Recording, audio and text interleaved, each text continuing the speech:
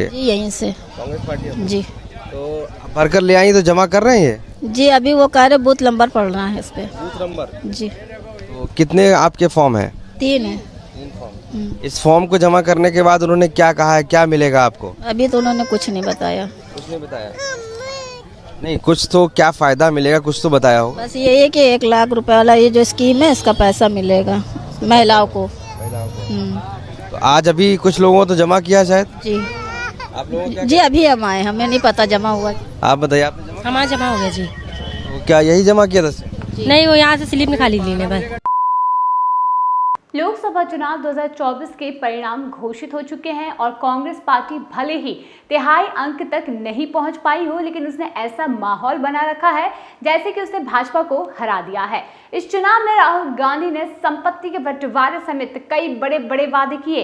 अब उत्तर प्रदेश के लखनऊ स्थित कांग्रेस मुख्यालय के बाहर मुस्लिम महिलाओं की लंबी कतार लग गई है। अब आप भी यूं सोच रहे होंगे कि आखिर महिलाओं ने लंबी कतारें क्यों लगा ली, और वो भी अपने खाते खुलवाने के लिए। लेकिन क्या आप सोच सकते हैं कि किस तरीके से अगर कोई भी सरकार ये बोल दे कि अगर वो जीतती है तो वो 1 लाख रुपए आपको देगी, तो क्या आप मान लेंगे?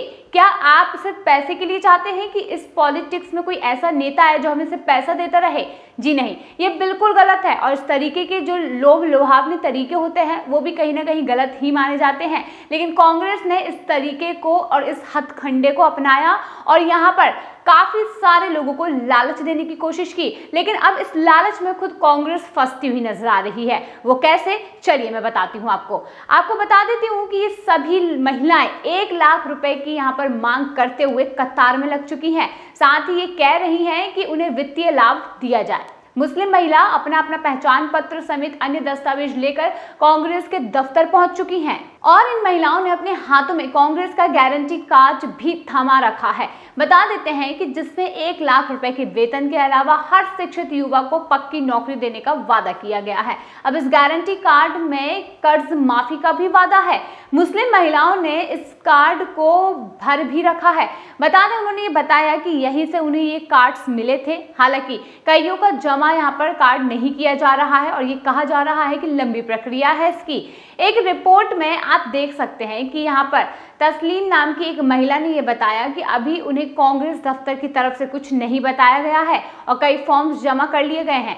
जमा करने के बाद उन्हें स्लिप भी दी गई है और कई महिलाओं ने कहा है कि उन्हें कार्ड नहीं मिले हैं और कईयों को दोपहर के बाद आने के लिए यहाँ पर कहा गया है। लाइन में लगकर मुस्लिम महिलाएं इंतजार करती रहीं।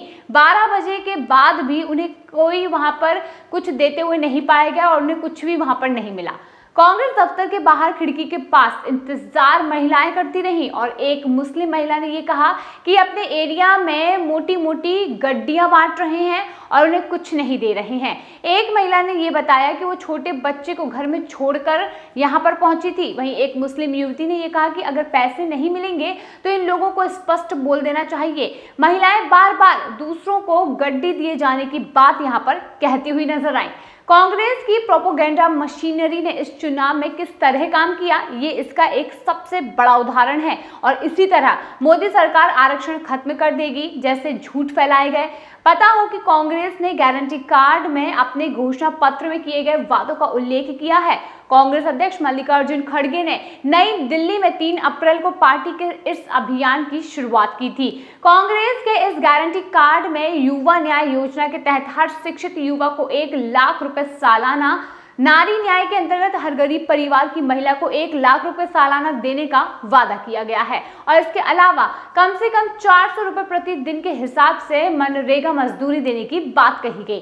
वहीं वहां पर स्वामीनाथन फॉर्मूले वाली एमएसपी की कानूनी गारंटी समेत कर्ज माफी का वादा यहां पर किया गया। अब इस गारंटी कार्ड में नीचे की ओर नाम, उम्र, घर में मतदाताओं की संख्या, पता, मोबाइल नंबर जैसी जानकारी दर्ज कराने के लिए खाली स्थान भी दिए गए थे। बता दें, साथ ही एक QR कोड भी दिया गया है और कांग्रेस कार्यकर्ताओं को घर घर जाकर गारंटी कार्ड बांटने की जिम्मेदारी दी गई। अब चुनाव खत्म होने के बाद भी कार्यकर्ता लोगों के बीच में गारंटी कार्ड बांट रहे हैं और जरूरी जानकारी भरवाने के बाद जमा करने के दौरान उन्हें पार्टी के वादे के अनुसार लाभ प्राप्त करने की रसीद भी दे दी जा रही है। गौरतलब है कि मंगलवार को घोषित 2024 के लोकसभा चुनाव के परिणाम में INDIA गठबंधन को 234 सीटें मिली हैं और इसमें से कांग्रेस को 99 सीटें हासिल हुई हैं। उधर भाजपा के नेतृत्व वाले एनडीए गठबंधन ने 292 सीटें जीतकर पूर्ण बहुमत हासिल किया है और यहां पर बीजेपी की सरकार ही बनने जा रही है।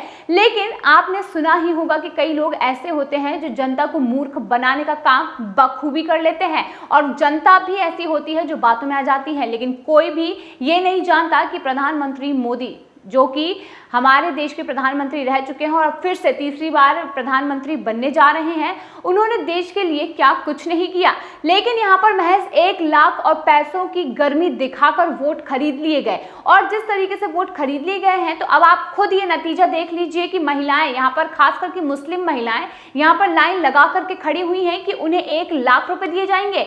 लेकिन आप अब ये बात सोचिए कि कांग्रेस 1 लाख रुपए इतनी महिलाओं को कहां से देंगी? जो उन्होंने वादा किया था 1 लाख रुपए देने का, तो आप खुद सोचिए कि क्या ये पॉसिबल हो सकता था?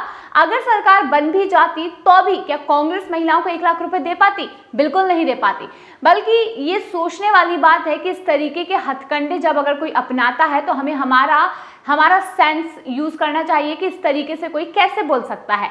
मोदी जी ने हर बार अपनी गारंटी कार्ड में सिर्फ इस भारत देश को आगे बढ़ाने के लिए, लोगों के लिए, युवाओं के लिए बात की, उनके बारे में सोचा कि उनके लिए आगे क्या कर सकते हैं, बहुत सारी ऐसी तरक्की करने की कोशिश की, लेकिन लालच नहीं दिया गया और शायद यहीं पर भाजपा से कमी हो गई। अगर शायद इसी तरीके से लालच दिया जाता तो इस तरीके के तमाम जनता शायद और भाजपा को वोट देती और भाजपा जरूर 400 पार कर पाती। तो दोस्तों, ये था हमारा आज का वीडियो। अगर वीडियो समझ आया और अगर पसंद आया तो इसे लाइक जरूर कीजिए और ज्यादा से ज्यादा शेयर कीजिए ताकि लोगों की आंखें खुल सकें। अभी भी वक्त है, देश के लिए क्या अच्छा है और क्या बुरा ये हम ही समझना है। तो इस वीडियो को ज्यादा से ज्यादा शेयर करें और अगर चैनल अभी तक सब्सक्राइब नहीं किया है तो फटाफट जाइए और चैनल को सब्सक्राइब करिए।